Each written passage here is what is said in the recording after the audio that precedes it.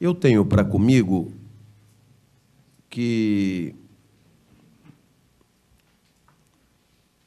quando você pergunta para qualquer pessoa o que é ética,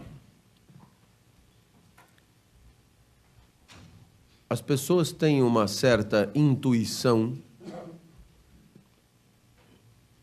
do seu significado, porém, se forem solicitadas a apresentar uma definição, acabam recorrendo a propostas muito indevidas. Dizendo isso em outras palavras, ética é uma coisa sobre a qual todo mundo fala, mas ninguém sabe direito o que é. E eu me interessando por isso, acabei tentando investigar por que tanta dificuldade. E, a título, então, de síntese do que a gente fez até agora, eu me atrevo a dizer que a grande dificuldade reside no fato de que a palavra ética tem vários significados. Todos vocês conhecem palavras com vários significados. E ética é certamente um deles.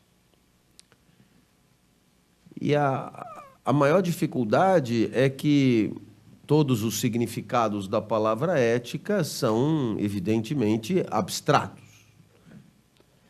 Então, se você, por exemplo,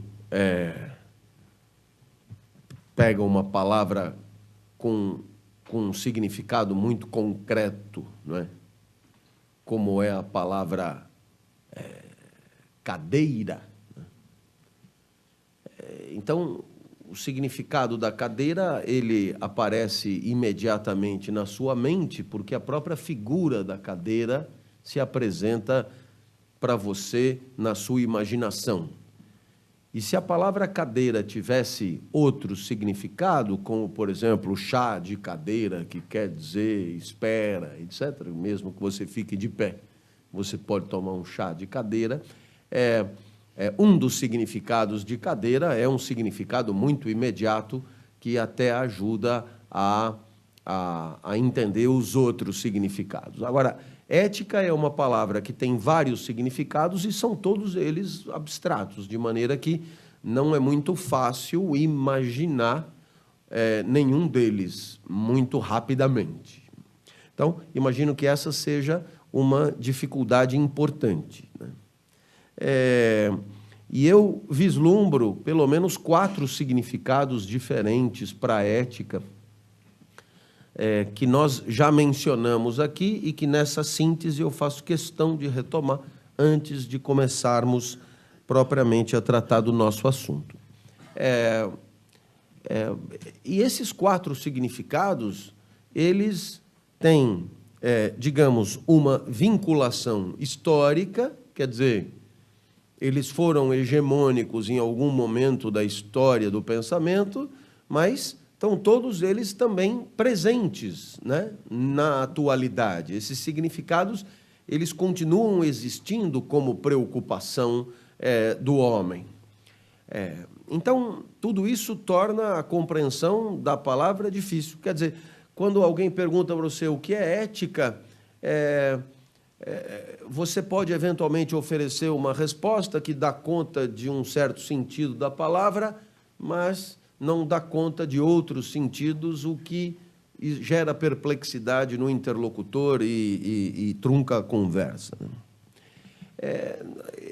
A título muito sintético, para que a gente não se perca, não é? O primeiro grande sentido da palavra ética é uma reflexão sobre o valor da vida como um todo. Essa foi, inclusive, esse é o primeiro sentido da palavra ética, né? Uma reflexão sobre o valor de uma trajetória de 70 anos, de 80 anos, de 40 anos, se a vida toda valeu a pena como percurso. Então, o objeto da reflexão é toda a vida, né? Então, poderíamos dizer que o primeiro significado da ética atende a uma pergunta, né? O que é uma vida bem-sucedida, né? O que é uma vida que valeu a pena viver, né? De certa maneira, essa preocupação continua existindo, né?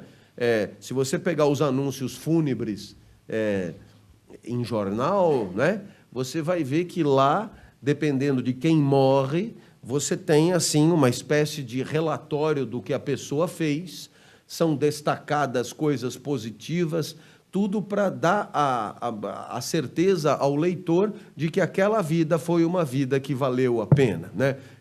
Deixou uma empresa com tantos funcionários, deixou mulher e filhos, enfim, deixou uma marca no mundo e, enfim, isso seria apresentado como um critério para saber se valeu a pena viver ou não.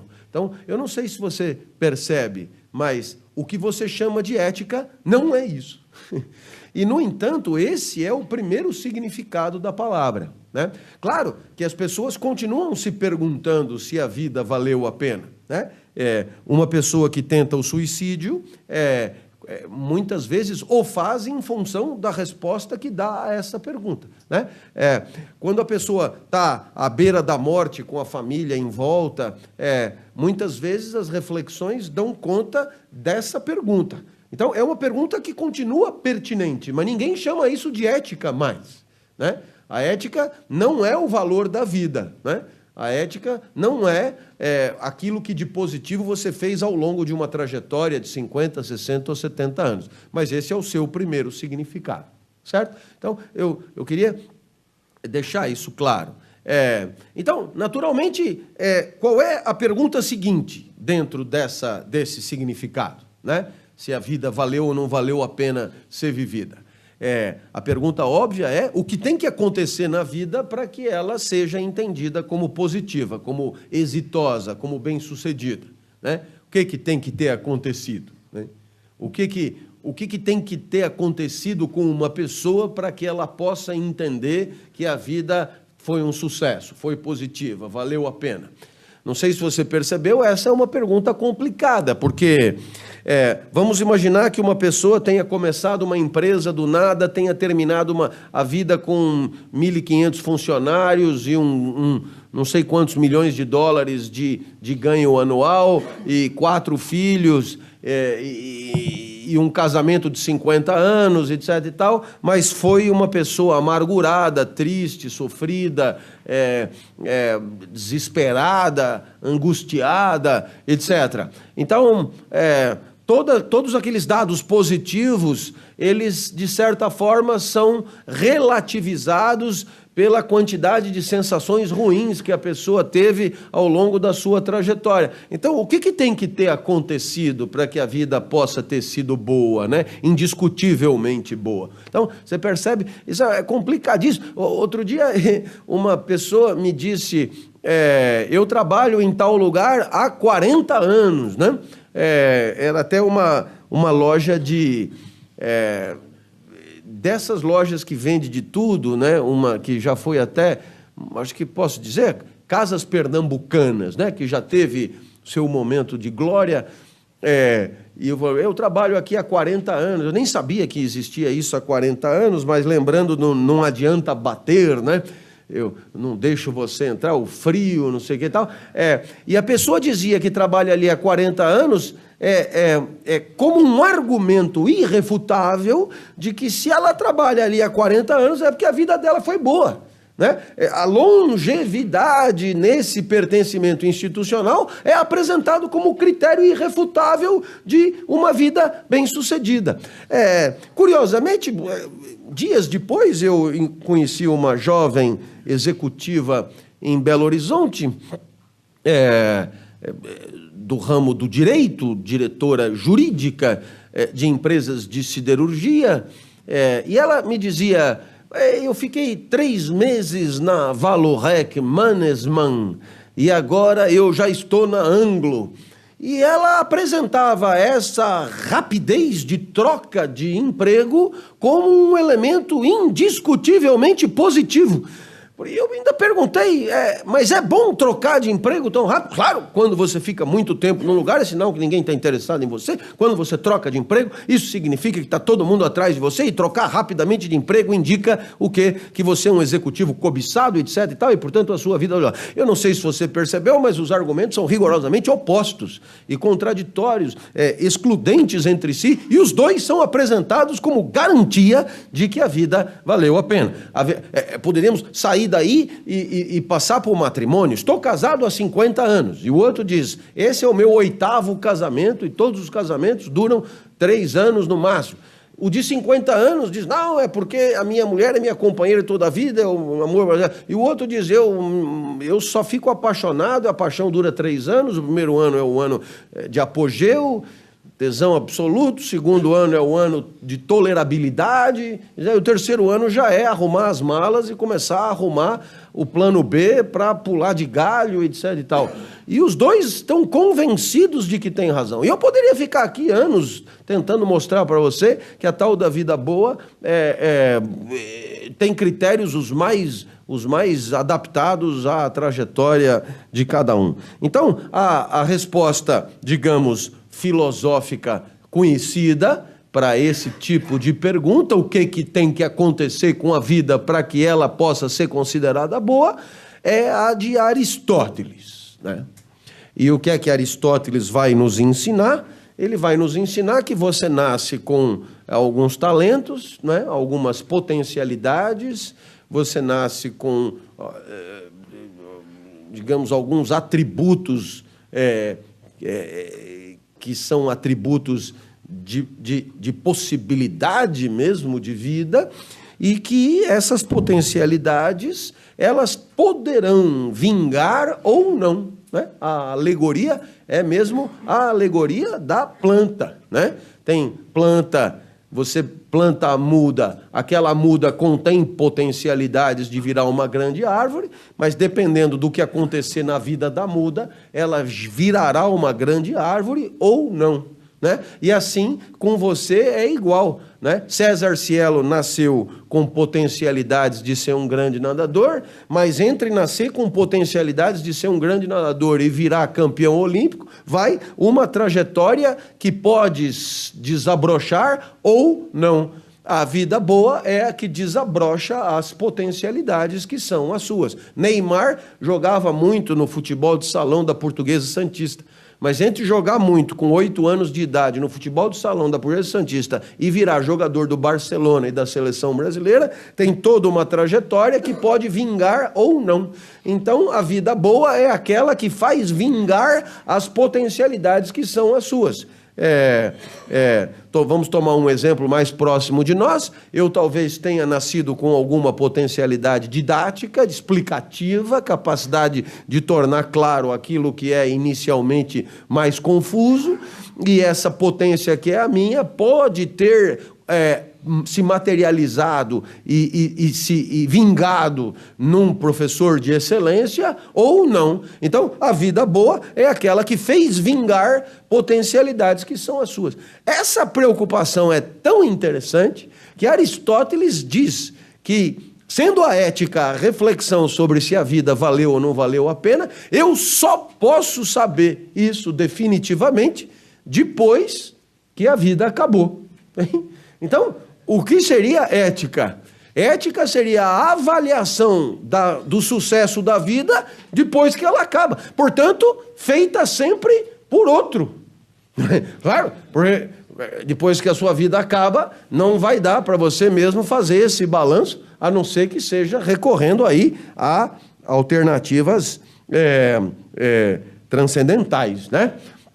Senão, é outro que vai fazer esse balanço da sua vida. Por quê? Porque a busca da excelência, isso é lindo de aprender, a busca da excelência deve ir até o fim, né? Em outras palavras, eu tenho condições de buscar a excelência na arte de dar aula até morrer, propriamente. E isso é uma potência que eu tenho desde o tempo de muda. Então, a pergunta é, você é muda que desabrocha? É a pergunta ética por excelência. Eu posso te garantir duas coisas. Primeiro, essa preocupação é tua. É claro, é a de todos. Todo mundo sabe que tem talentos, tem potencialidades, todo mundo sabe que tem inclinações, tem coisas, e todo mundo sabe que pode desabrochar ou não. Portanto, essa é uma preocupação que é tua. Essa é a primeira coisa, preocupação de todos nós. Segunda coisa, ninguém chama isso de ética hoje. E, no entanto, esse é o primeiro significado, né? Bom, esses talentos, essas potencialidades que você tem enquanto muda de planta, né? Os gregos, como Aristóteles, chamavam de virtude. E é por isso que o primeiro sentido da ética é a ética das virtudes. E quando você consegue a excelência da virtude que é a sua, você vive bem e é feliz. Portanto, eis aí o primeiro significado. Vida que valeu a pena depois de 80 anos, depois de 70 anos, depois de 75 anos. Então, vamos imaginar que o professor que vos fala venha a falecer daqui 10 ou 15 anos, você monta um serviço fúnebre, um velório, né? E alguém vai falar nesse serviço fúnebre. E vai dizer, o professor deixou uma legião de gente, de admiradores, de pessoas que aprenderam com ele, não sei o que lá, papapá, papapá. O professor deixou 3 filhos, deixou isso, deixou aquilo, tal coisa e tal. Aristóteles levanta a mão no fundo da sala e diz, sabe o que é? Tudo o que você está falando não me interessa. Né? Como não interessa? Né? Professor, como assim não interessa? Não, eu quero saber se ele, enquanto potência de professor, desabrochou num professor de excelência. É isso que eu quero saber. Né? Se o pessoal aplaudia ou não, isso a gente está cansado de aplaudir picareta. Né? Isso não interessa. Pois se ele deixou filho, mulher, etc. e tal, isso todo mundo acaba deixando alguma coisa. Eu quero saber se aquela potencialidade fundamental desabrochou numa árvore de excelência. É isso que eu quero saber. E eu espero que você tenha entendido que esse é o primeiro sentido, a ética das virtudes, a busca do desabrochar das próprias potências e a luta dentro da vida para que isso possa acontecer. Bom, a título só de curiosidade, isso permite responder um monte de perguntas, como, por exemplo, como deve ser o comportamento dos seus pais, né? Como deve agir o pai? Deve agir no sentido de permitir à criança encontrar a sua virtude e conseguir o pleno desabrochar da mesma. Como deve ser o comportamento de um professor? A mesma resposta. Descobrir a plena potencialidade e buscar o desabrochar da mesma. Como deve ser o comportamento de um governante? Criar condições materiais e políticas para que as pessoas possam descobrir as suas virtudes e buscar o seu pleno desabrochar, né? E etc. Então, espero que você tenha... Se você perguntar, inclusive, o que é justiça para Aristóteles? Justiça é você distribuir as coisas do mundo de maneira a privilegiar aqueles que são talentosos. Né? E, portanto, dar a melhor flauta para o melhor flautista, a melhor piscina para o melhor nadador, o melhor anfiteatro para o melhor professor, o melhor microfone para o melhor cantor. Justiça é isso, é você premiar o virtuoso, premiar o talentoso. Né? Não economizar esforços para dar para o talentoso aquilo de que ele precisa para desabrochar o talento que é o seu. Bom, esse é o primeiro sentido. Já tínhamos falado sobre isso, mas é um revival fundamental. Por quê? Porque isso faz parte da tua vida. E quer saber?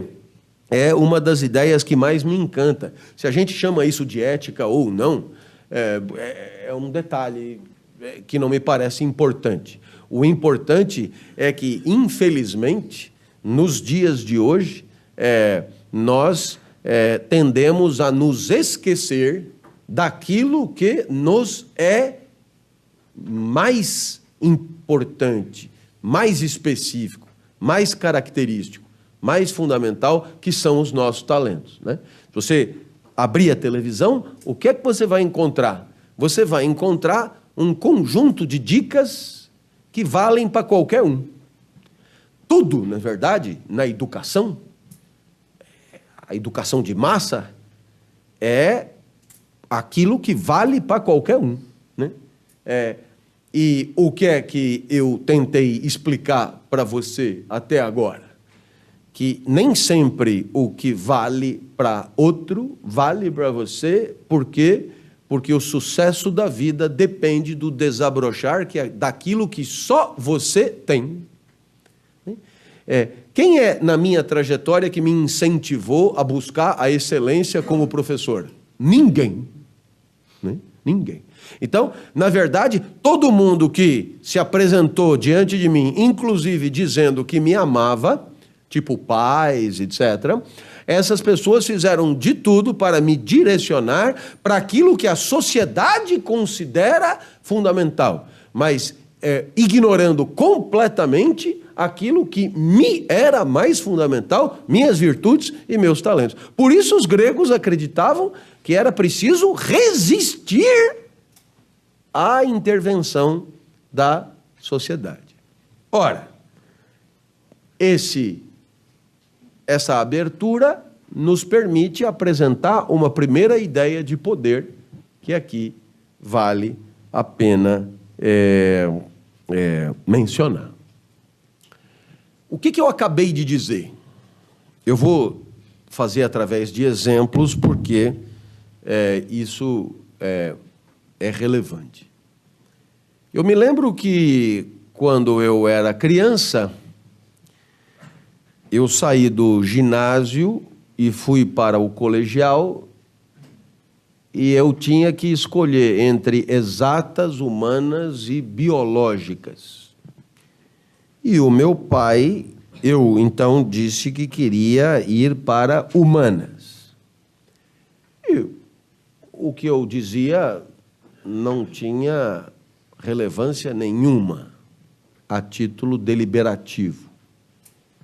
E o meu pai, então, me botou em exatas. Então, eu fiz 3 anos com uma carga enorme de matemática, física, etc. Por quê? Porque eu deveria estudar engenharia. E alguém ainda teria dito ao meu pai que, dentro da engenharia, eu tinha que estudar engenharia de telecomunicações. Porque isto, sim, é que ia dar mercado. Ora, eu não sei se você percebe, mas existe aqui uma intervenção na vida que é motivada não pelas características de quem vive, mas pelas necessidades dos outros. O que significa ter mercado? Significa um conjunto de necessidades que são as necessidades do coletivo, de todo mundo, não é? Ter mercado quer dizer, vamos precisar de profissionais em engenharia de telecomunicações. Então, eu deveria estudar engenharia de telecomunicações para atender às necessidades do mercado, para atender às necessidades dos outros. E com isso eu estaria abrindo mão do pleno desabrochar da minha potência. Eu estaria abrindo mão de uma vida bem-sucedida e exitosa em nome do aplauso das necessidades, né, dos outros. Eu não sei se você percebeu, mas você tem aqui uma sutileza fantástica, que é a seguinte, né? Existe uma iniciativa coletiva de convencimento de que as pessoas devem viver em função das necessidades dos outros, tá certo? Então, existe um convencimento de que você, obviamente, deve abrir mão das tuas especificidades em nome daquilo que mais estiverem precisando.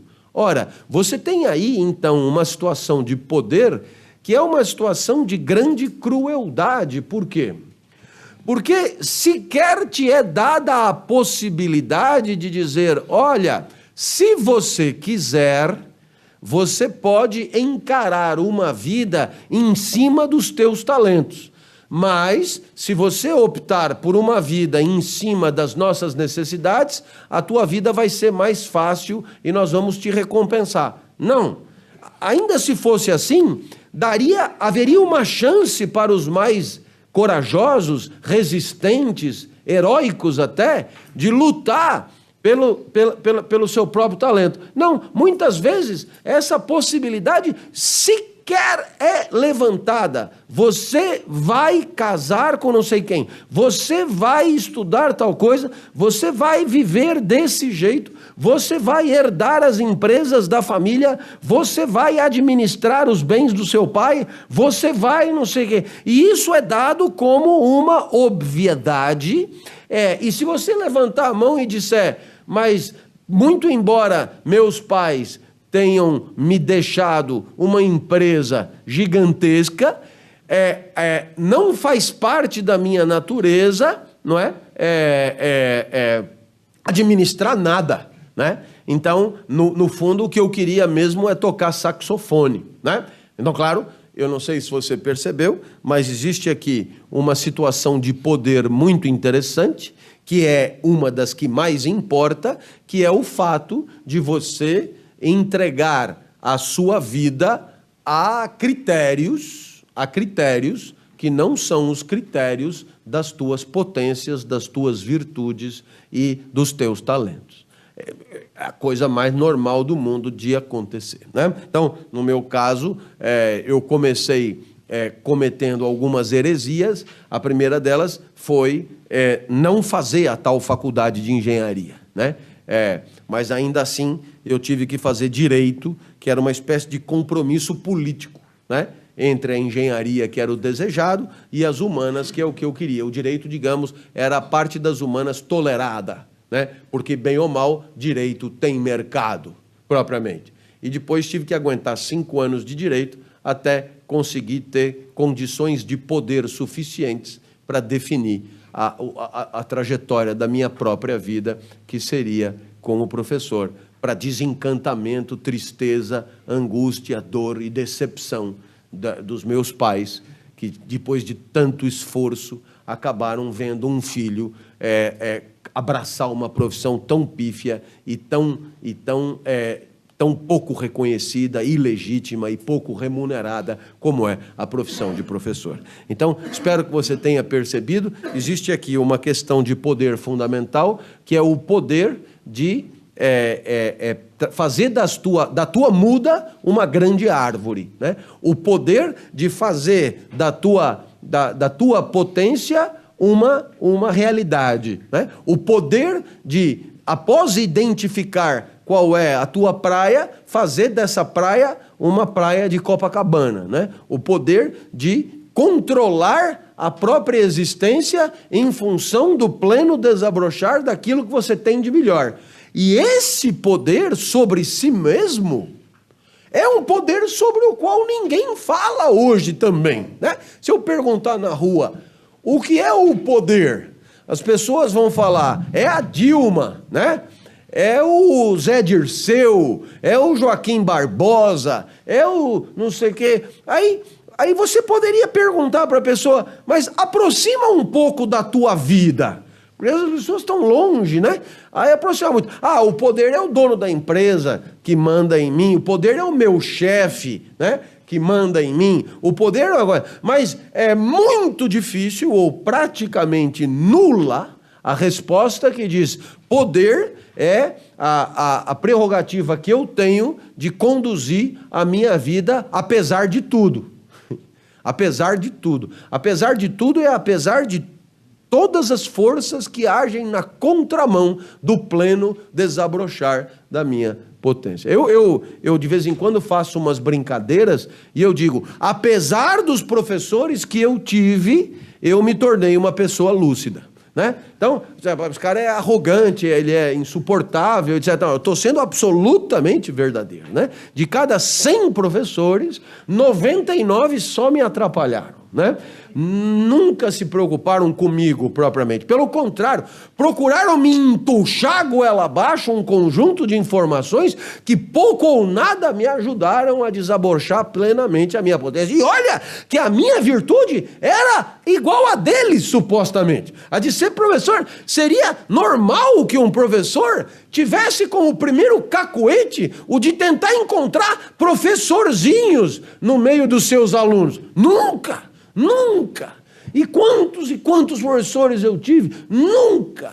Pelos professores eu ia fazer isso, nunca ninguém chegou para mim e falou, pô, vamos ver se você tem talento para fazer o que eu faço. Então você percebe o que os gregos tinham certeza. A sociedade não é contributiva para o sucesso da sua vida. Se a sua vida tiver que ter sucesso, vai ser na contramão, vai ser contra a corrente. Essa é a certeza grega maior. Se te houver chance da vida ser bem sucedida, vai ser remando contra o fluxo do rio. Por quê? Porque o fluxo do rio, ele aponta para os problemas da sociedade como um todo, e não para sua especificidade. Não é por acaso que todas as pessoas talentosas que tiveram um pleno desabrochar da sua potência contam das dificuldades que tiveram para que isso acontecesse, né?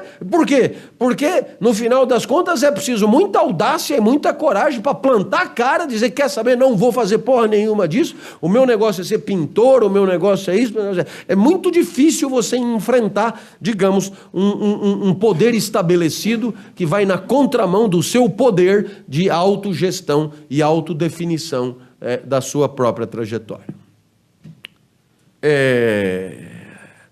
O segundo sentido da palavra ética,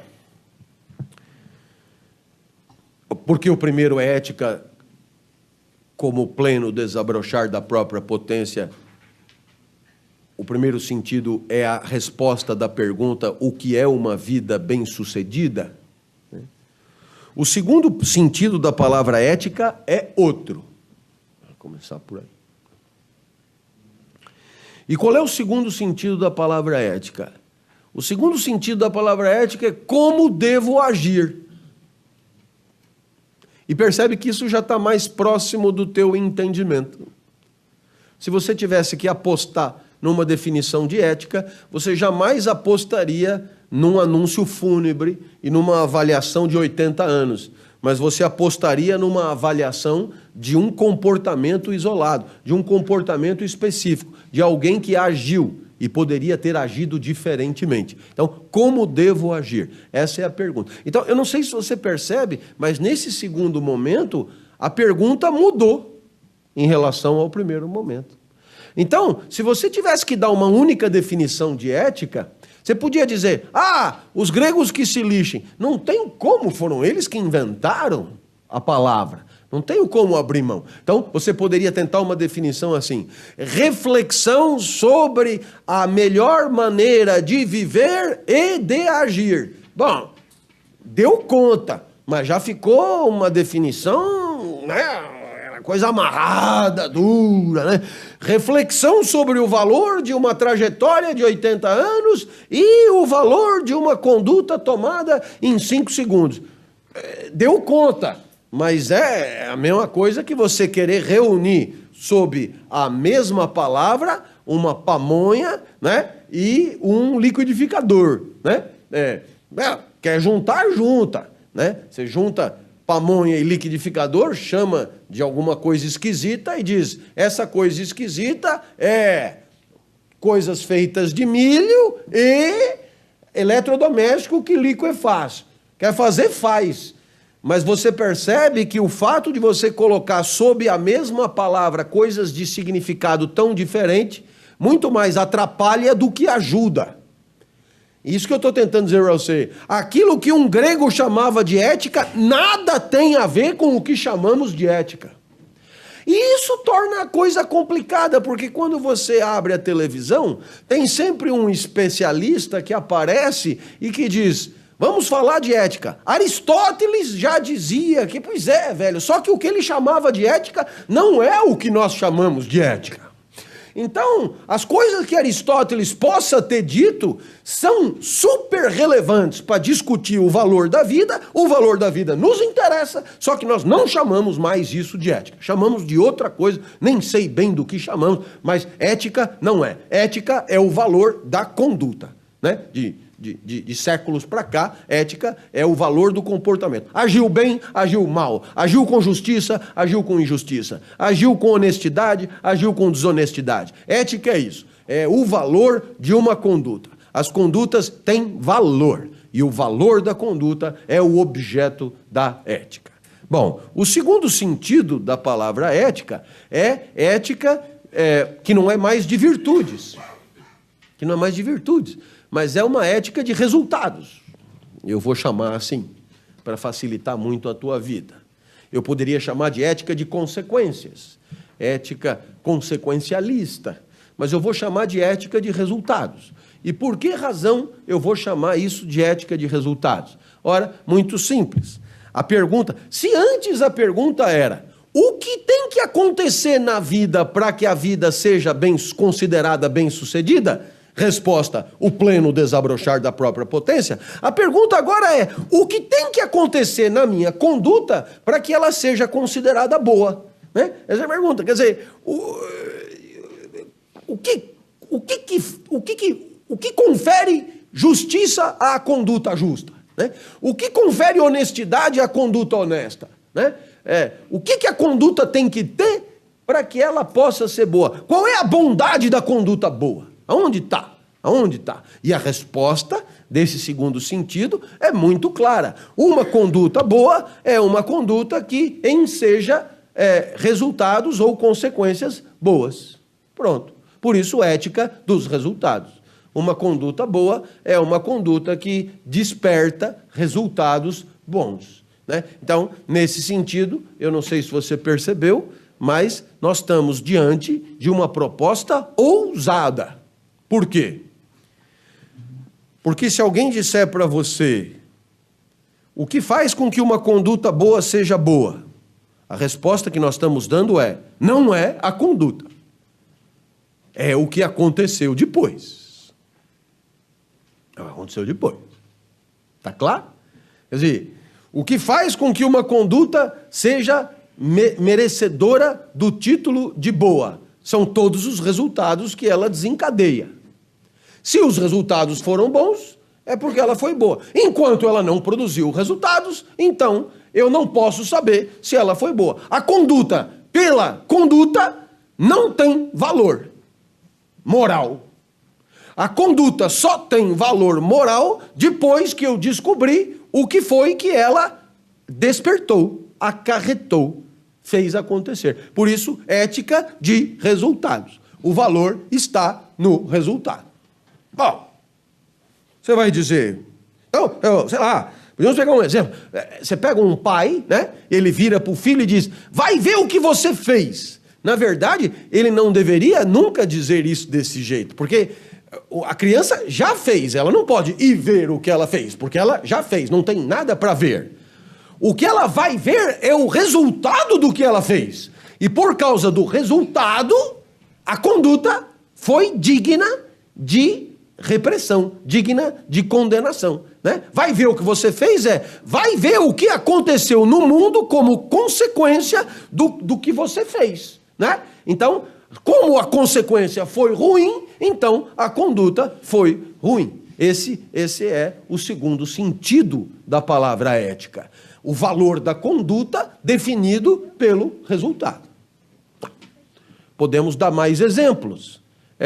A aula do professor Clóvis é boa? Ponto de interrogação. Qual é a resposta?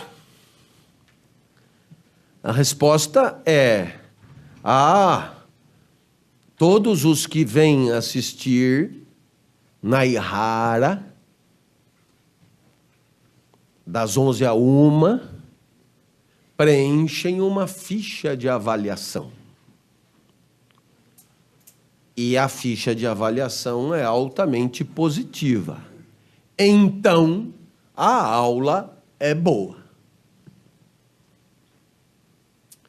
Eu não sei se você percebeu, mas nós estamos no coração da ética de resultados. Qual é a condição para que a aula do professor Clóvis seja considerada boa? Ela produzir efeitos bons. No caso em questão, a satisfação dos que estão aqui. Por isso, preenche-se uma ficha. Vamos pegar um terceiro exemplo. O vendedor sai a campo. Vendedor. Ele pode vender coisa para planta. Sabe, às vezes tem esse bicho que na soja, né? Então, o japonês inventou um negócio que mata o bicho, não mata a soja e não mata quem come a soja. Bom, então vai o vendedor para vender para o cara que planta a soja. O cara que planta a soja é um comprador de responsa. Tem bala na agulha. E sai o vendedor porta fora. Quando ele volta no fim do dia, depois de ter almoçado por conta da empresa, se deslocado por conta da empresa, se distraído por conta da empresa, sei que por conta da empresa, ele volta. E aí está o dono da empresa que vende o remédio da soja na porta. E aí, vendeu?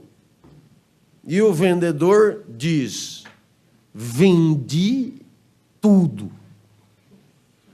Já vendi os remédios que os japoneses nem produziram ainda, já estão vendidos. E aí, então, o dono da empresa diz: você é um vendedor do caralho. Você é foda, né? Vamos aumentar o seu salário. Show de bola. Percebeu? Não sei se você percebeu, mas nós estamos diante de uma situação que o valor do comportamento do vendedor depende do que ele disser na hora que ele volta. Vendi tudo. Muito bem, então você é show de bola. Ótimo. Eu não sei se você percebeu, mas eu dei aqui 3 exemplos. Então nós vamos retomar esses 3 exemplos para fazer algumas perguntas. Vamos começar pelo valor do comportamento do menino que estava jogando bola. A bola bateu no vaso e o vaso quebrou. E o pai diz: vai ver o que você fez. E, portanto, o valor do comportamento da criança está definido pela quebra do vaso. Ótimo. Então, qual é a certeza? A certeza é a de que nada além da quebra do vaso importa na hora de julgar o comportamento da criança. O que poderia valer? Não sei, mas, por exemplo, poderia valer o fato da criança estar descobrindo o seu maior talento. Essa criança chamava Neymarzinho. E o pai pega a criança e espanca a criança porque ela quebrou o vaso. Eu não sei se você percebeu, mas o que Aristóteles tinha dito acabou de ser desmentido. Porque temos que fazer de tudo para desabrochar as plenas potências. E quando você espanca uma criança porque ela jogou bola, ela tenderá a evitar repetir para não tomar outra surra e você acabou de lutar contra o pleno desabrochar da própria potência. Só isso. Também foda-se. Para isso é bom que a gente tem 8, 10 filhos. Se a gente não... Se 8 né? Você tem 10 filhos, se 9 não derem certo, mas um der certo, estamos no lucro. Então, a gente vai batendo. Aonde pegar, pegou. Eu não sei porque estou batendo, mas eles sabem porque estão apanhando, não é não? A gente vai batendo, é isso aí, né? Então, esse é a primeira situação. Vamos pegar a segunda situação. A aula do professor Clóvis Naihara. A aula do professor Clóvis Naihara é excelente. Por quê? Passa a ficha no final e os caras dão tudo ótimo e bom. Então, a aula dele é ótima. Mas será, alguém poderia perguntar, será que o simples fato das pessoas terem passado um bom momento, o simples fato das pessoas terem se distraído, e tudo aquilo que motivou elas preencherem ótimo e bom, é suficiente para conferir à aula do professor a sua excelência? Será que a aula do professor não poderia ser julgada não pelo que nós achamos, mas a aula poderia ser julgada por critérios da aula? Como, por exemplo, a relação entre as partes, como, por exemplo, a pertinência dos exemplos, como, por exemplo, a teatralização que o professor faz para apresentar o tema, como, por exemplo, a relação que o professor faz do tema com o cotidiano, como, por exemplo... Então, eu não sei se você percebeu, mas nós poderíamos julgar a aula do professor pela aula e não pela satisfação de quem está assistindo. O que muda?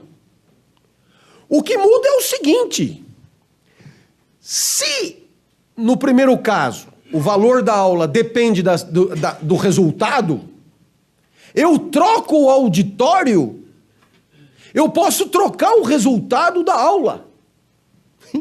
Quer dizer, eu tiro gente que estaria disposta a gostar do que eu falo e coloco gente que não estaria disposta a gostar do que eu falo, a minha aula foi boa e a mesmíssima aula foi ruim. E como pode a mesma aula ser boa e ruim? Ao passo que, se você julga a aula pela aula, o fato do aluno ter gostado ou não gostado da aula é um problema dele. Porque a aula, se ela foi boa para qualquer um. E aí, claro, cabe ao aluno se preparar para desfrutar daquilo que é uma boa aula. Eu não sei se você percebeu a diferença, né? Eu vou traduzir isso. Eu trabalhei muito tempo em escola particular e em escola pública, no setor universitário. No setor universitário privado, o professor bom é aquele que agrada o aluno. Então, se o aluno é um playboy enlouquecido, cabe ao professor agradá-lo. Nem que para isso ele tenha que não ensinar nada. Porque se ele não agradar, ele não continua no cargo como professor. Na universidade pública, é o contrário. Foda-se o aluno, velho. Né? O professor chega, ele dá a aula dele, ele é o cara... E se o aluno não gostou, é porque ele é um imbecil. Ele tem que começar a se preparar para conseguir entender. Eu falo, eu estou aqui. Você não está aqui? Suba. Porque eu não vou mexer uma palha para descer. Eu tenho o meu patamar e se você não entendeu nada do que eu falei, o problema é seu. Eu espero que você tenha percebido. São duas maneiras de encarar o mesmo problema. O valor da aula pela aula e o valor da aula pelo resultado. Passemos para o terceiro exemplo. o vendedor que saiu para vender os produtos contra o bicho da soja. O que ele não contou quando ele voltou é que para vender tudo que ele vendeu, ele prometeu atributos do remédio que o remédio não tem, ou que ninguém tem muita certeza que tem. Então, na hora de vender, ele poderia ter dito: presta atenção, o que eu posso garantir é 70% de eficácia, com 30% de eficácia tem um outro tipo de bicho que ainda não sabemos se o nosso remédio consegue detectar. Nós podemos trabalhar nesse aqui vai funcionar, nesse outro tipo de bicho não funciona completamente, naquele outro nós não temos certeza de nada, e assim por diante. Ele poderia ter dito a verdade. A verdade daquilo que é o seu conhecimento. Fez isso? Não. O que foi que ele fez? Isto aqui é porreta, coisa de japonês. Borrifou, chof, os bichos vão despencando, pá, pá, pá, e outros saem correndo. Basta você aparecer com o borrifador e os bichos já saem correndo. E aí, então, o que aconteceu? Você mentiu para vender. Como vale pelo resultado, a mentira é uma venda boa e a verdade é uma venda ruim. Não é bacana? Conhece lugar assim? Aonde a mentira é aplaudida e promovida e a verdade é vaiada e considerada incompetência. Conhece lugar assim? Eu conheço. Eu espero que você tenha percebido uma coisa muito clara. Eu posso julgar o comportamento do vendedor pelo seu resultado, ou eu posso julgar o comportamento do vendedor pelo seu comportamento. Eu posso julgar o valor da aula pelo resultado, ou eu posso julgar o valor da aula pela aula. E eu posso julgar o chute do menino pelo resultado, ou eu posso julgar o chute do menino pelo chute. Eu espero que você tenha percebido, toda vez que você julga alguma conduta pelo resultado, você esbarra num enorme problema. É o problema de que, para alcançar o resultado, talvez você tenha que ter agido de maneira indigna ou vergonhosa. Simples assim. Qual é a concepção ética dominante no mundo do capital? Esta que eu acabei de apresentar. Ética como valor da conduta a partir do resultado. Ora, aqui vale uma reflexão. Porque aqui nós temos uma questão de poder que nos interessa de perto. Quando você diz que uma conduta vale pelo resultado, qual é a resposta que eu tenho que dar antes de mais nada?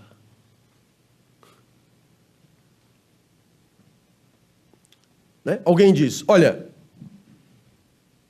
se você agiu bem, é porque você produziu bons resultados. Ótimo. Qual é a pergunta que você faz? Quais são os bons resultados? Porque se eu não souber com clareza quais são os bons resultados, eu jamais saberei como é que eu tenho que agir. Quais são os bons resultados?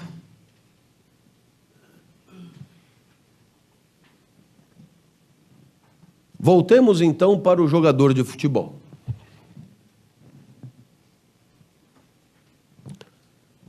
Imaginemos um técnico como Paulo Autuori. Paulo Autuori assume o São Paulo. Paulo Autuori aparentemente trabalha de manhã, de tarde, de noite. Paulo Autuori coloca os seus conhecimentos de quem já foi campeão do mundo E você deve imaginar que ser campeão do mundo de futebol, alguma coisa de futebol, a pessoa tem que entender, porque o mundo inteiro joga futebol. Então, para ser campeão do mundo de futebol, não pode ser um nó cego completo, tá certo? Paulo Autuori vai arrumando o time. Paulo Autuori é honesto, diz a verdade, espera todos os jogadores irem dormir para ir dormir depois, não exige primeira classe se os outros jogadores não puderem ter também. Em suma, Paulo Autuori é o exemplo de ética que qualquer um poderia ter na cabeça. Não faz futrica, não responsabiliza os jogadores, apresenta-se como responsável nas derrotas, eu sou o responsável e blá, blá, blá, blá, blá. Bom, este é o cara. Só que de 17 partidas, ele ganhou 3.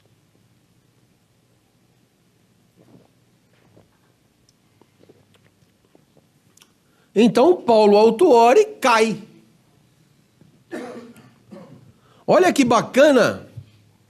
Aquele cara que era do caralho, campeão do mundo, gente fina, ético, honesto, sincero, protegia as coisas, rua. Chama-se outro. E esse, vamos deixar o comportamento dele de lado, mas esse entra e ganha 2 em seguida e o time sai da zona de rebaixamento. Eu não sei se você percebeu. O que foi que ele fez? Eu não sei. Eu só sei que o time só perdia e aí o time ganhou. Então foda-se o que ele fez. É claro que não foi isso que aconteceu. Mas vamos imaginar que algum árbitro ou goleiro adversário tivesse com ele, Muricy, uma dívida enorme.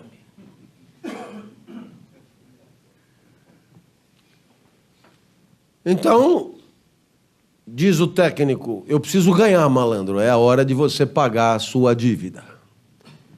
Não, mas eu não posso entregar o jogo. Pode. Na hora que o cara cobrar o escanteio, você vai sair para esmurrar a bola. Só que em vez de esmurrar a bola para frente, você vai esmurrar a bola para trás. Lá estará um jogador meu que vai botar a bola para dentro do gol. Ficou claro? Tá certo. E aí, o cara ganha. Não sei se você percebeu, mas o que chamamos de ética do resultado é rigorosamente o contrário do que gostaríamos que triunfasse nos nossos relacionamentos. E eu dando aula para Playboy? Sabe, cara que paga 4 pau de mensalidade por mês? Na minha época, tinha um Escort XR3 conversível. Agora eu nem sei, mas deve ser tipo Land Rover branca. O Playboy, 18 anos, vai aprender a dirigir. Vamos dar um carrinho para ele bater. Range Rover branca, 0. Só para ele enfiar no poste. Depois, quando ele pegar o jeito, a gente dá um carro para ele. Por enquanto, vamos dar uma Range Rover branca para ele. Esse é o cara que vai aparecer na minha frente. O que esse Playboy aprendeu em casa? Que ninguém grita com ele. O que ele aprendeu em casa? Que ninguém diz nada que possa contrariar os seus apetites ou interesses. O que ele aprendeu em casa? Que ele não pode ser contrariado em hipótese alguma porque ele é filho do cara que compra o remédio da soja. Nem fodendo. Manda esse professorzinho de merda pro inferno. Por quê? Diz logo para ele quem você é. E aí então entra o professor e diz, vocês lerão para a próxima aula da página tal a página tal. Cara, eu não vou ler porra nenhuma. Não vou ler porra nenhuma. Então, o que você faz? Põe esse daqui para fora? Não, porque quem vai para fora é você, professor. Então, o que você faz? Você já nem pede para o cara ler, mas é evidente. Você não é imbecil. E o que você entra, você tem 7 piadas na sequência. Você tirou de Ari Toledo, Tom Cavalcante. Você conta 7 piadas na sequência, diz, pessoal, semana que vem tem mais piada e tal. E aí você é aplaudido e etc. Tal. Esse é o resultado que se pretende quando você acha que o que é bom é aquilo que é aplaudido pela maioria. Sabe? Ética de resultado. Assim Cristo foi crucificado, Sócrates foi morto. E todas as maiores barbaridades da história da humanidade foram aplaudidas por quase todo mundo. Ética de resultado é isso. É quando você age para de certa maneira, produzir esse tipo. Então, eu não sei se você percebeu, mas nós estamos diante de um problema importante aqui. Qual é o resultado que eu tenho que alcançar?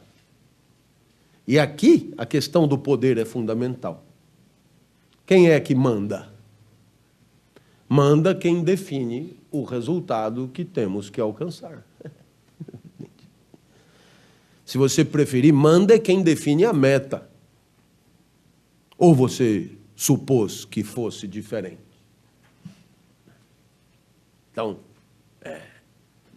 eu poderia virar para o dono da escola e dizer, eu vim aqui e o meu objetivo é ensinar. A minha meta é que o meu aluno aprenda. Eu poderia dizer isso para o dono da escola. E o dono da escola vai dizer, e o meu objetivo é que o aluno pague. E para isso ele tem que continuar matriculado. E para isso ele não pode ser reprovado. Ficou claro? Eu pergunto, vai prevalecer a minha meta ou a meta do dono da escola? Vai prevalecer a meta do dono da escola. Viu só? O poder detém quem define o resultado. Para onde é que temos que ir? Professor, faça o que o senhor quiser, desde que o aluno saia dali satisfeito. Porque satisfeito ele continua. Continuando, ele paga. E pagando, eu enriqueço. E é para isso que o senhor está aí, para que eu enriqueça. E aí você diz, mas e esses alunos, eles não vão aprender nada? Se o senhor, além de me enriquecer, conseguir ensinar para eles alguma coisa, então ótimo. Se não conseguir também, não se esfalfe muito. Faz tudo parte de um teatro só, tá certo? Eles fingem que aprendem, o senhor finge que ensina, e eu realmente enriqueço. Pronto. Porque quem manda aqui, claro, sou eu, o dono do capital. Eu espero que você tenha percebido que quando você trabalha com uma ética de resultado, você tem um enorme problema para resolver, que é justamente o problema de se perguntar por que aquele resultado é o bom resultado. Você está me acompanhando? Quer dizer, por que o pagamento do aluno é a maior preocupação do professor?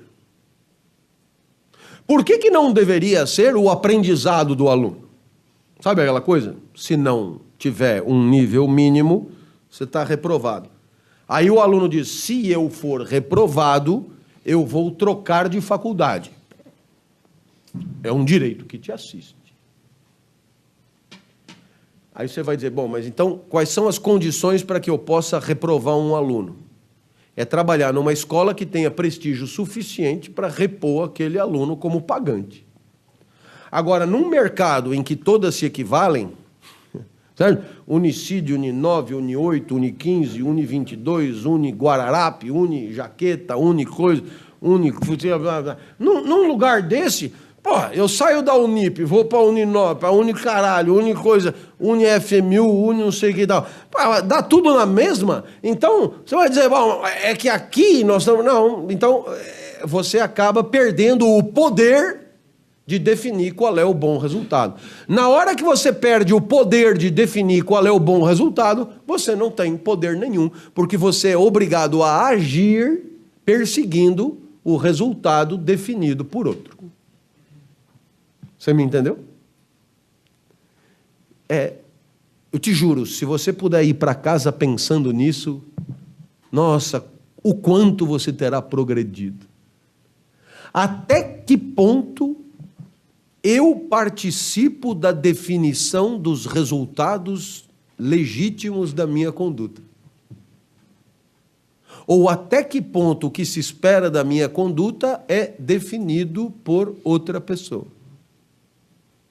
Eu vou repetir, para você anotar, porque eu tenho certeza que isso aqui pode ter para você um grande impacto. Se o valor da tua conduta é definido pelos resultados, até que ponto você participa da definição desses resultados que fazem da tua conduta uma conduta boa? Se você, é claro que sozinho, a menos que você seja muito poderoso, mas se você pelo menos tiver a possibilidade de levantar a mão para argumentar quais são os bons resultados que você espera alcançar com a tua conduta, é sinal que você não é tão massacrado assim. Agora, se você não puder nem abrir a boca, é sinal que você é um escravo moderno. O escravo moderno não é aquele que trabalha sem salário, apanha, tipo escravo Isaura. O escravo moderno é aquele que trabalha sem poder discutir o sentido do trabalho. O escravo moderno é aquele que trabalha sem poder discutir para onde podemos e devemos ir. Pelo menos discutir. Não se trata de vencer sempre, mas pelo menos discutir. Então, eu espero que você tenha percebido que aqui nós temos um ponto nevrálgico da nossa discussão. Se a ética é uma ética de resultado, qual é o resultado? E se alguém que define o resultado está disposto a ouvir o parecer daquele que age. Porque nada impede que o vendedor volte para a empresa e diga, sabe o que é? Se eu tivesse mentido, eu teria vendido mais. Porém, tem uma coisa que eu não faço, é mentir. E se você disser que eu tenho que mentir, porque você define o resultado e o resultado é a venda máxima imediata, então eu não trabalho mais para você. Você percebeu que nós estamos no coração de uma relação de poder. E a sua dignidade é o seu objeto de maior poder.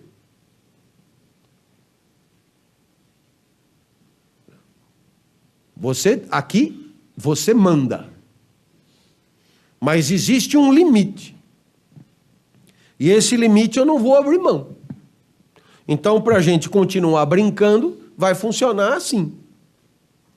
Eu tenho que participar, pelo menos, dos limites do resultado que você me impõe. Porque eu não minto. Certo? É por isso que a gente chega num terceiro sentido da palavra ética.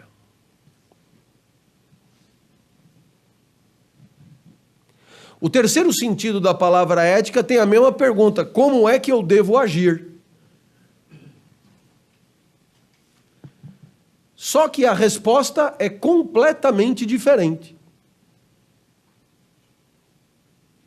Eu não devo agir em função de um resultado. E por que não? Porque eu não controlo completamente os resultados das minhas condutas.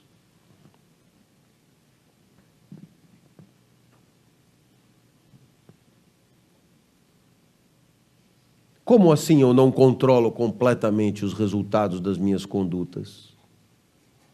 Não controla?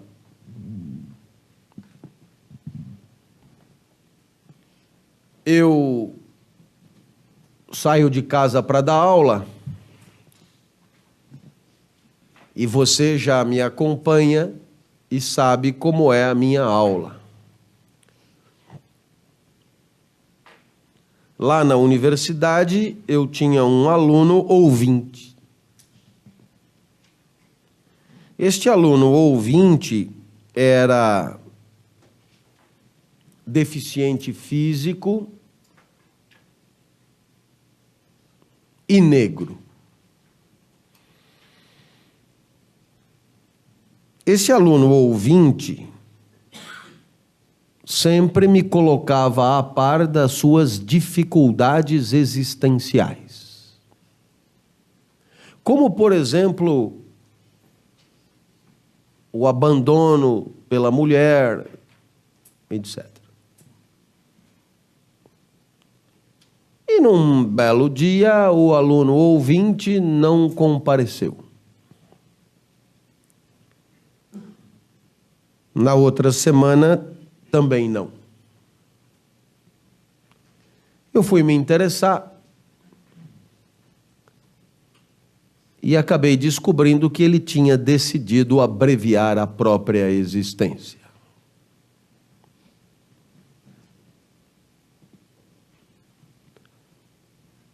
Alguém então poderia argumentar: as suas aulas ajudaram.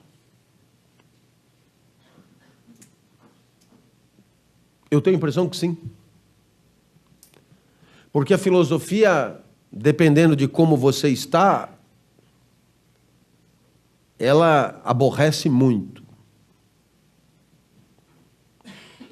Então alguém poderia dizer: se ele não assistisse às tuas aulas, talvez ele não tivesse se matado. É possível.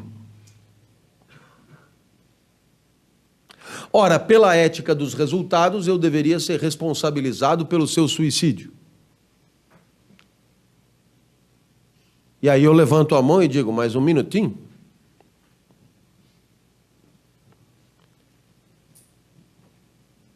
O fato dele ter se suicidado pode ter dependido das minhas aulas, mas dependeu de um monte de outras coisas ainda mais relevantes, como, por exemplo, um estado já depressivo, avançado em que ele se encontrava.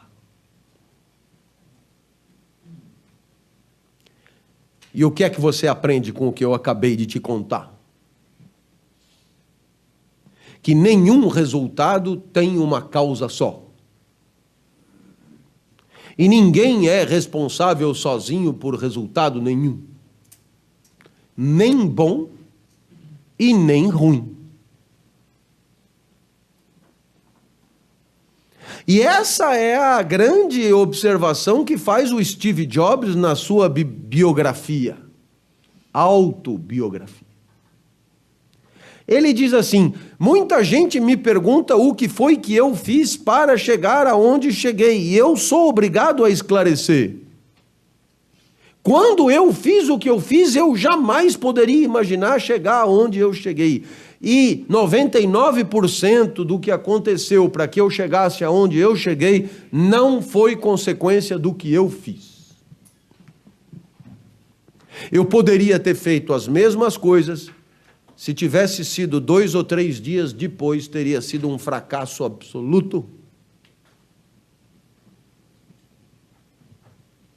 Portanto, a ética não pode ser o valor da conduta pelos resultados, porque os resultados não são um bom critério. Nem eu devo ter a minha aula avaliada pelo suicídio do aluno, como o Steve Jobs não pode ter o sucesso da Apple avaliado pela sua conduta. Por quê? Porque quando você age, você sempre age pensando fazer o melhor, só que o que acontece depende de tantas coisas que você sequer imagina, quanto mais controla. É nesse momento que a pessoa levanta a mão e diz: bom, mas se a conduta não vale pelo que acontece depois, vale pelo quê? Resposta: pela conduta. E o valor da aula? Na aula. Ah, mas e se todo mundo detestou a aula? Ela pode ter sido brilhante. Como pode uma aula brilhante despertar a raiva de todos os alunos? Você não sabe quais são os alunos. E o vendedor pode ter agido brilhantemente e não ter vendido nada. Simplesmente porque fez o que tinha que fazer, e fazendo o que tinha que fazer, esclareceu de tal maneira o comprador que o comprador não achou prudente comprar.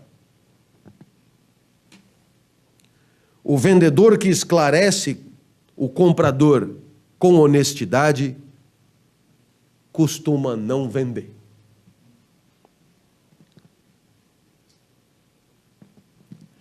E aí você percebe que essa terceira ética vai se chamar ética de princípios. E o que é a ética de princípios? É a atribuição do valor à conduta, não pelo resultado, mas pela conduta. Dependendo do quê? Da conduta ter atendido a este ou aquele princípio. A ética de princípios é o que você encontra nos banners das empresas. No banner da empresa está escrito valores. É uma expressão inadequada. São princípios. O que o princípio permite é que você atribua valor à conduta. Mas a honestidade não é um valor, é um princípio graças ao qual você pode atribuir valor à conduta do vendedor. O vendedor vale pelo que ele vendeu? Não. Vale pelo respeito aos princípios que são os princípios dele, vendedor, ou da instituição à qual ele pertence. E aí, então, você pode agir em função do princípio da honestidade, não vendeu nada, mas agiu bem. Você pode agir em função do princípio da sustentabilidade, não vendeu nada, mas agiu bem. Você pode agir em função do princípio da inovação, não vendeu nada, mas agiu bem. Você pode vender em função do princípio, sei lá, da integridade, não vendeu nada, mas agiu bem. Por quê? Porque não conta o resultado, conta o princípio. Porque de duas uma. Ou o valor da conduta está no resultado, ou está na conduta. Ou o valor da aula do professor está na satisfação do aluno, ou está na própria aula. E, naturalmente, você encontrará gente que coloque resultado entre os princípios.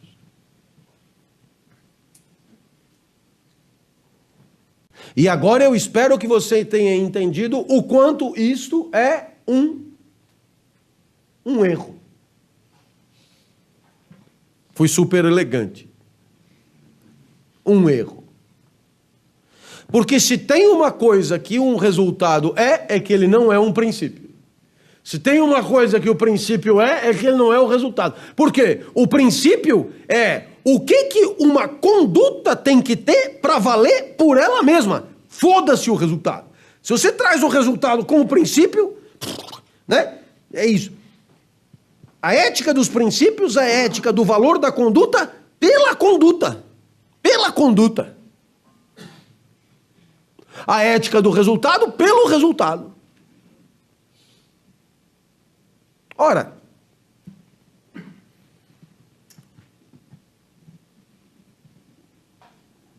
aqui você tem uma questão de poder fantástica. E por quê? Porque os princípios são muitos. E o que é pior, contraditórios entre si. Você pode ter como princípio a confiança, como já dissemos. E se você tiver como princípio a confiança, isso significa que a sua conduta terá sido boa se e somente se você tiver confiado. Por exemplo, confiado no comportamento do outro. Vamos imaginar que um líder tenha subordinados. O líder está submetido a princípios de conduta. E um dos princípios de conduta é a confiança. Ele chega para o subordinado e diz: vá para Goiânia, faça isso, isso, isso. E ele manda para Goiânia e fica aqui sem se preocupar. O seu subordinado vai para Goiânia, em Goiânia ele mente, enxovalha o nome da empresa, vai para Esbórnia, gasta tudo que tinha, rouba, e tal. Muito bem, dirá você, vai ver o que você fez, diz o presidente para o líder. E o líder dirá: agi bem, agi de acordo com o princípio da confiança. Sim, mas por causa da confiança, olha o resultado. Pois é, meu amigo, mas aí é o seguinte, ou é confiança ou não é. Se eu for com o cara para ele não fazer besteira, então eu diminuo a catástrofe, mas eu não confiei. Ou é o princípio ou não é o princípio. O senhor sempre diz coisas que deixam a gente na dúvida. Pois é, esse é o papel de um professor de filosofia. Agora, o princípio poderia ser o da desconfiança? Claro! Desconfie sempre! E aí então o comportamento bom é o comportamento oposto. E você perguntará: quais são os princípios que devem nortear o comportamento de uma empresa? Sei lá, os que ela quiser. E você perguntará: quem é que define os princípios? Resposta: quem manda. Mas é evidente. É evidente. Eu não sei se você percebeu, mas se na ética dos resultados quem manda é quem define os resultados, na ética de princípios quem manda é quem define os princípios. Portanto, existe, e eu espero que você tenha percebido na minha conversa até aqui, um paralelismo entre ética e poder.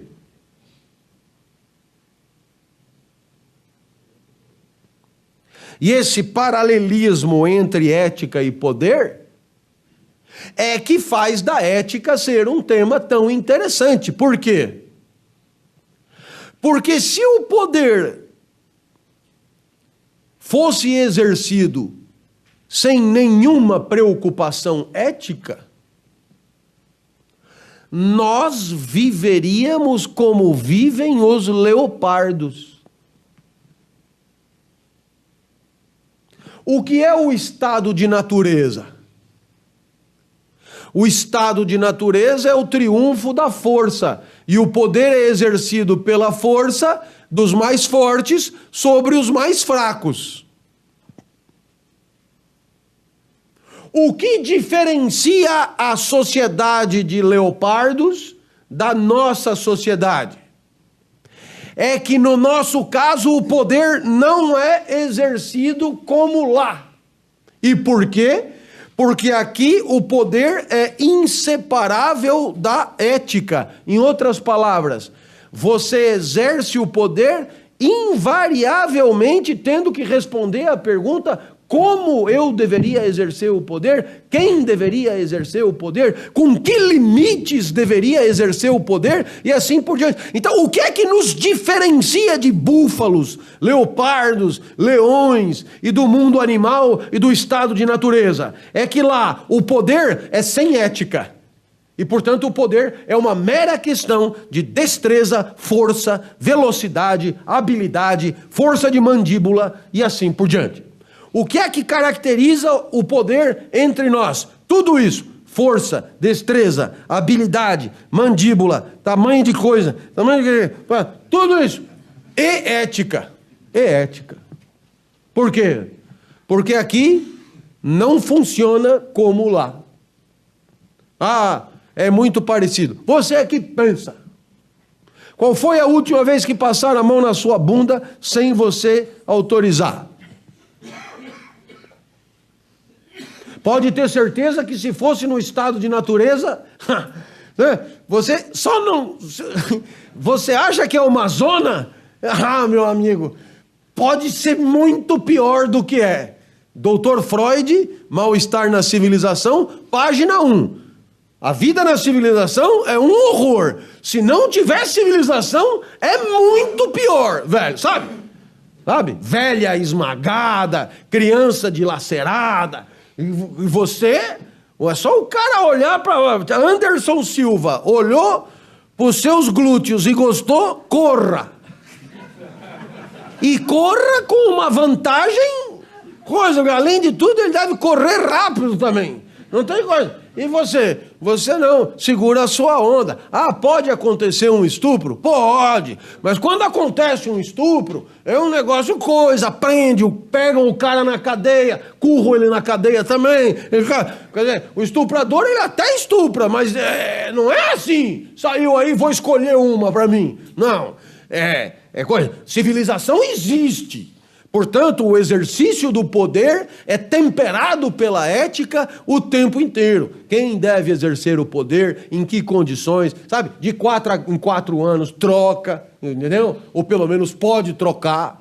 Aí quando não troca, é porque não tem ninguém para enfrentar. Mas cada 4 anos pode submeter e coisa, sei que e tal. É uma zona, poderia ser muito pior. Então eu não sei se você percebeu, mas existe aqui um paralelismo fantástico entre o que é buscar a satisfação dos teus apetites, que é a busca de todo o exercício de poder, e as condições sociais em que isso pode ser feito, que é a ética. Certo? Nossa, e eu dou esse exemplo desde a primeira aula. Se não houvesse ética, as minhas alunas, elas têm 20 anos, faz 20 anos que elas têm 20 anos. Nossa! E o que acontece faz 20 anos? Elas entram, elas passam, elas vão embora, elas entram, elas passam, elas vão embora, elas entram, elas passam, elas vão embora. E eu nunca fiz nada, velho. Nunca. Eu tenho a impressão que quando for no meu último ano, antes de me aposentar, eu vou brecar uma e vou dizer, presta atenção, faz 30 anos que eu estou contemplando na mais absoluta secura, isso não te dá nenhuma ideia e tal, eu não quero constranger e tal. Não sei se você percebeu, se o poder não tivesse nada a ver com a ética, isso não ficava assim. Para aprovar, tinha que dar para mim. Não deu para mim, não aprovo. Acontece isso? Não acontece, cara. Não acontece. Você vai dizer, mas tinha um professor lá em Barbacena que corria o boato, para você lembrar de um. Tem centenas de milhares de professores que estão doidos para comer as alunas e não comem. É sinal que poder e ética têm a ver e são temperados um pelo outro. A ética tem um quarto elemento. Professor, por acaso, então, ética é a reflexão sobre a vida toda a partir do desabrochar das virtudes? A ética é o valor da conduta pelo resultado? Ou a ética é o valor da conduta pelo princípio? É tudo isso. Mas aí fica difícil dar uma definição. Pois é. Foi assim que eu comecei a aula. Quer dizer que se alguém me perguntar o que é ética, eu posso explicar tudo isso? Se você conseguir, eu serei o professor mais feliz do mundo.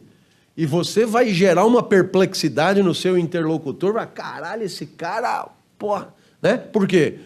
Porque não dá para reunir numa definição só coisas tão diferentes. É ética julgar a vida toda, é ética julgar a conduta pelo resultado e é ética julgar a conduta pelo princípio. Tudo isso é ética, mas não acabou aí. E não acabou aí por quê? Não acabou aí porque nenhum desses três é exatamente o que nós entendemos por ética hoje. E o que é que nós entendemos por ética hoje? Não é nem a avaliação da vida se ela valeu a pena como um todo, não é nem a avaliação da conduta pelo resultado, porque hoje a gente chama isso de eficácia, né?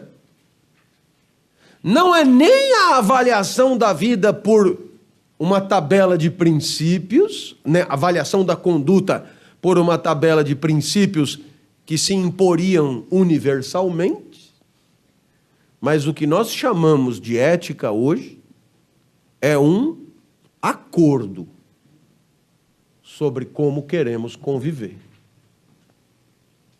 E é por isso que o quarto ponto do guarda-chuva da ética não é mais ética de virtudes, nem ética de resultados, nem ética de princípios, mas é ética de relações. A ética é um entendimento, a ética é um compromisso assumido, a ética é uma espécie de contrato que estabelecem duas ou mais pessoas que convivem num determinado espaço e num determinado tempo.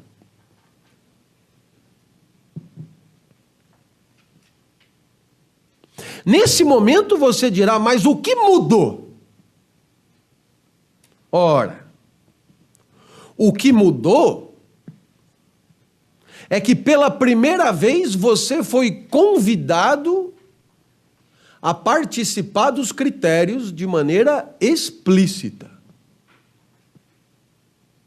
Eu não sei se você percebeu, mas na ética das virtudes, você já nasce com as virtudes e a única chance da vida valer a pena é você desenvolver as virtudes que são as tuas. Vamos imaginar que o Neymar diga, eu detesto jogar bola, o que eu queria ser maestro, tá fudido, né? O César Cielo, eu tenho um puta talento para nadador, mas o meu negócio é esquiar. Não, vai dançar. Você não escolhe nada. Quando muito, você é convidado a trabalhar no sentido do burilamento da virtude que já é a sua.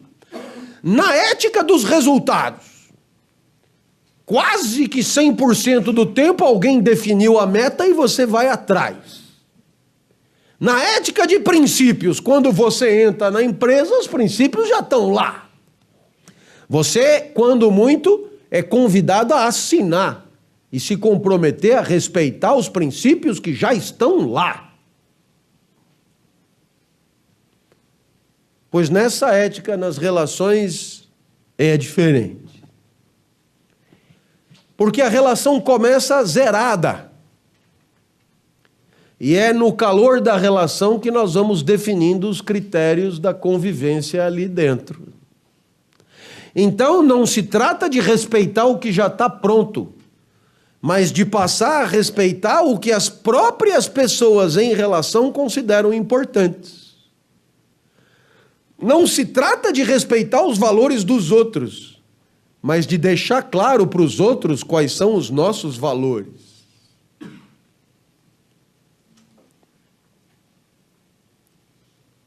Você não entra para ter que respeitar o que já está pronto. Mas você constrói uma relação onde você mesmo define o que importa ali. Não existe nada de importante antes de você abrir a boca. Posso dar exemplos? O que é o mais comum na nossa sociedade monogâmica?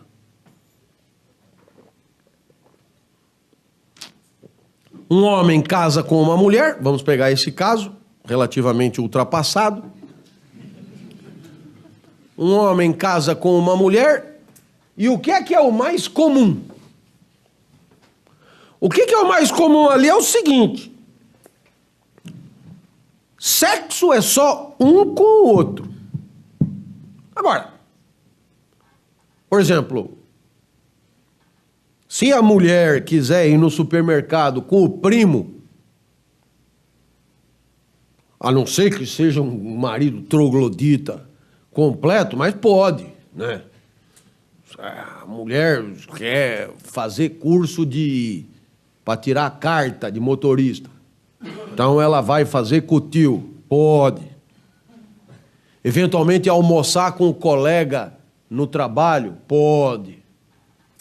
Almoçar. Agora, sexo é só com o marido. Esse é o mais convencional, tá certo?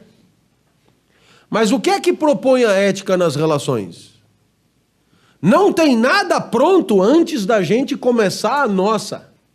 Nós vamos definir o que é importante para nós. Portanto, nada impede que um casal proponha diferente. Você começa uma relação e você diz, presta atenção, sou eu e você. Sexo liberado. Transe com quem quiser. Eu vi a cara de angústia de alguns. Eu sei que isso é uma revolução para você. Sexo liberado. Agora, se for à feira comer pastel, tem que ser comigo.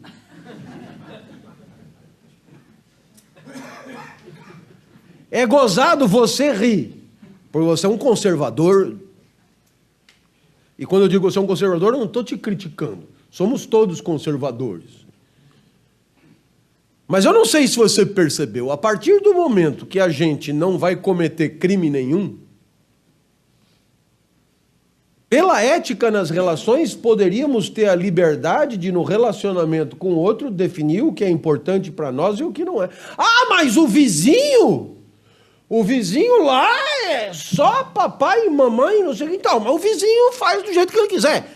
Nós aqui é o seguinte: monogamia com exclusividade de parceiro é insuportável. Chegamos a essa conclusão.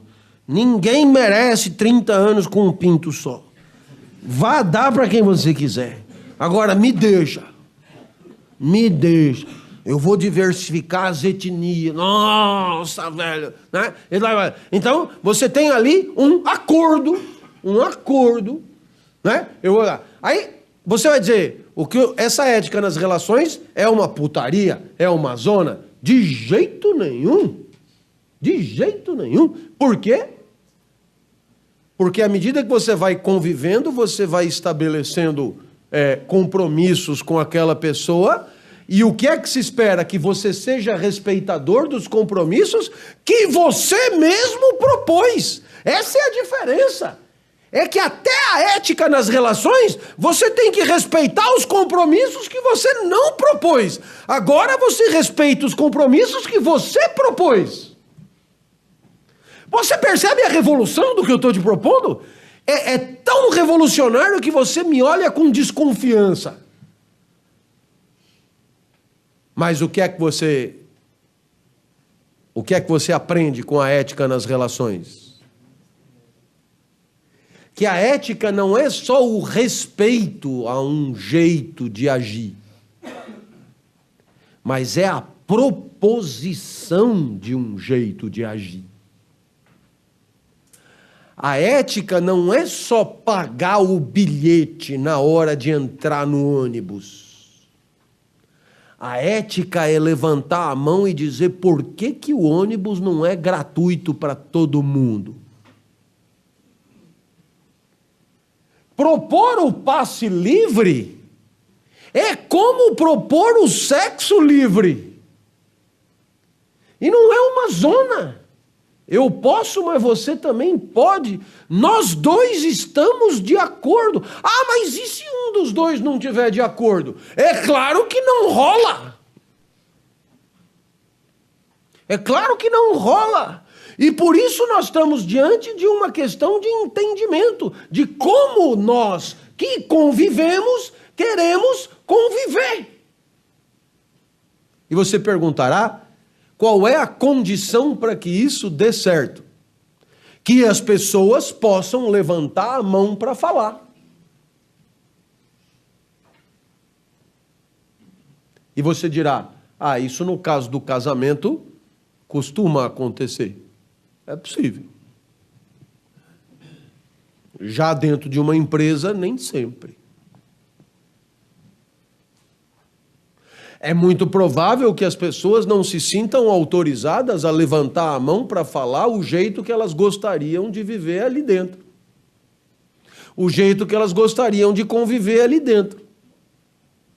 E, portanto, para que a ética nas relações possa acontecer, é preciso duas coisas. Primeiro, respeito ao combinado. Segundo, liberdade para combinar. Ouça-me, porque você nunca mais aprenderá isso desse jeito tão claro. Não se trata mais de respeitar aquilo que você não escolheu, mas de participar da escolha. E qual é o papel do líder? É ter a tolerância e a humildade de dar palavra a todo mundo. Aí você vai dizer, cada um vai fazer o que quer. Claro que não! Mas cada um vai poder dizer o que quiser, para que a gente chegue num acordo. Para que a gente possa chegar num acordo. Professor, num casal é muito possível que um dos cônjuges não aceitem a liberdade de sexo. Mas se isso acontecer, não tem problema. A mim me parece muito mais aberrante que alguém aceite a exclusividade. Mas, o senhor é um zoado. Não, eu só estou te provocando. Ou quem daqui considera mais natural passar 30 anos transando com uma única pessoa do que transar com mais pessoas? Quem vai ser o cínico aqui que vai me dizer que o normal é 30 anos com uma pessoa só? Diga quem é o cínico. Porque mesmo aquele que faça isso, nossa, baba de vontade de fazer outra coisa. Ou então é um assexuado completo, uma pessoa... Porque você está comendo e dando para todo mundo o tempo inteiro. Você não faz porque você não faz. Chama-se ética. Mas agora você tem a chance de levantar a mão e dizer, você está com vontade de dar pro... Outro dia, a minha mulher vira no meio da novela e diz, esse Caio Castro, tá vendo como tem parceiras? É claro. Esse Caio Castro é lindo. Eu fico ali para interagir e tal, mas estou com a minha... Mas aquilo ficou tal... Aí eu peguei e falei, esperei minha filha ir embora, porque 11 anos, não sei o quê, você copularia bem com o Caio Castro? Ela, e tal. Eu peguei e falei, pois é, e essas moças da novela eu também comeria todas, assim, inclusive as mais velhas, a produtora, a não sei o que lá e tal. Aí você olha a pessoa e diz, mas então eu estou impedindo que você seja feliz e você é o mesmo para mim. E isso é o que a gente chama de eu te amo. Então, encontrando o Caio Castro, não se prenda por mim.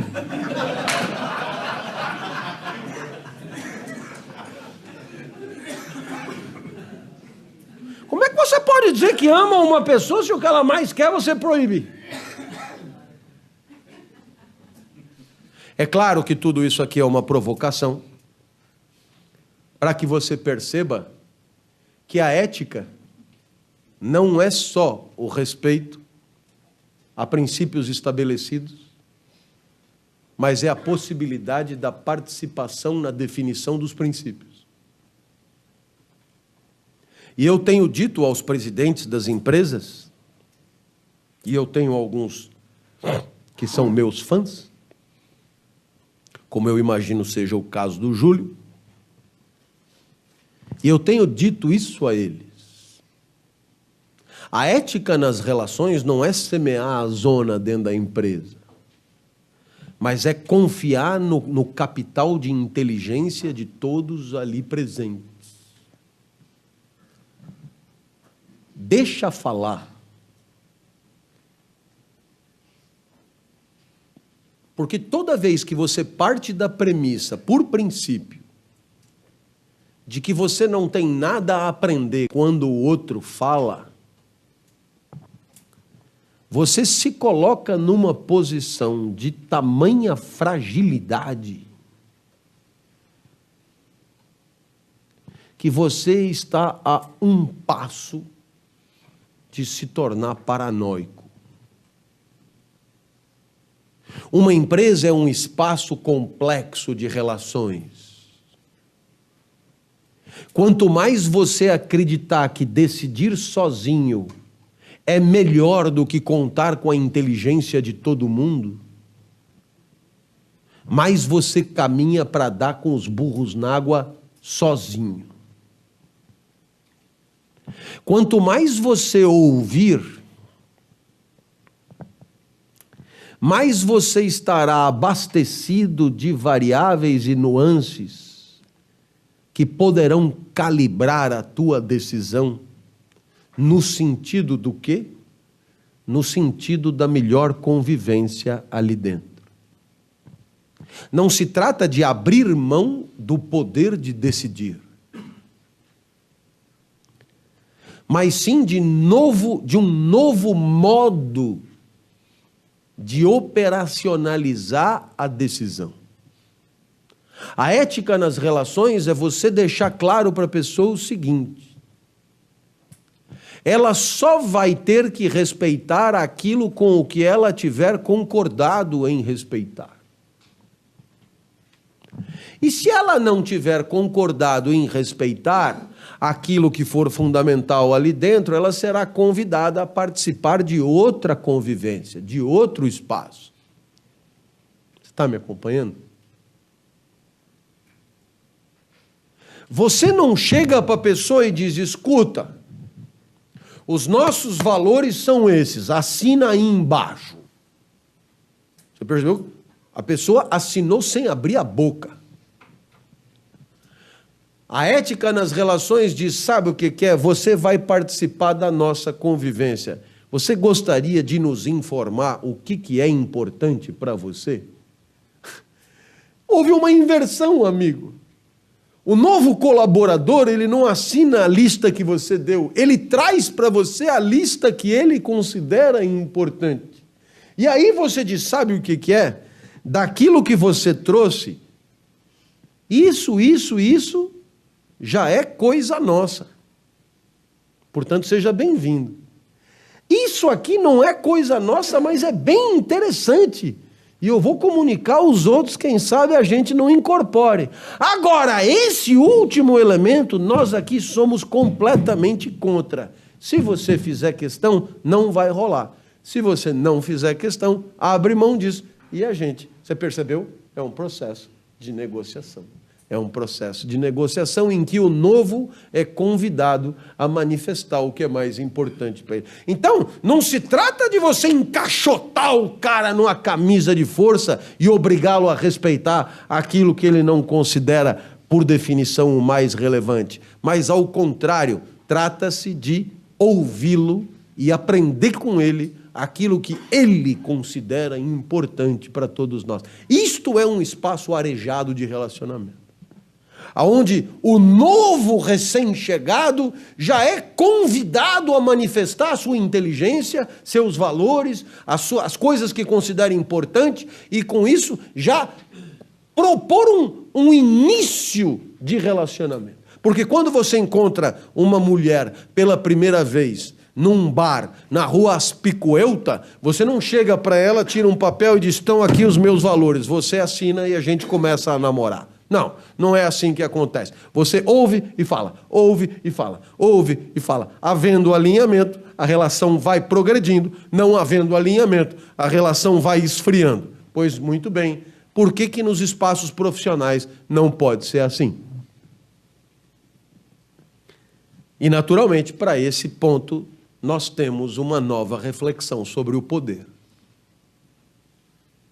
O poder não é mais o poder de dizer como é que a vida tem que ser, o poder não é mais o poder de decidir qual é o resultado, o poder não é mais de decidir quais são os princípios, mas o poder agora se fragmenta, se estilhaça, se pulveriza e, de certa maneira, o poder permite que todos se sintam autônomos, importantes, prestigiados e dignos a manifestar, a qualquer momento, aquilo que considera relevante para o seu fazer dentro do coletivo.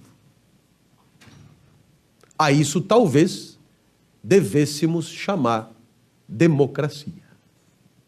Democracia e ética nas relações são duas maneiras diferentes de falar da mesma coisa. Era o que eu tinha para o encontro de hoje. Muito obrigado e até a próxima, se Deus quiser.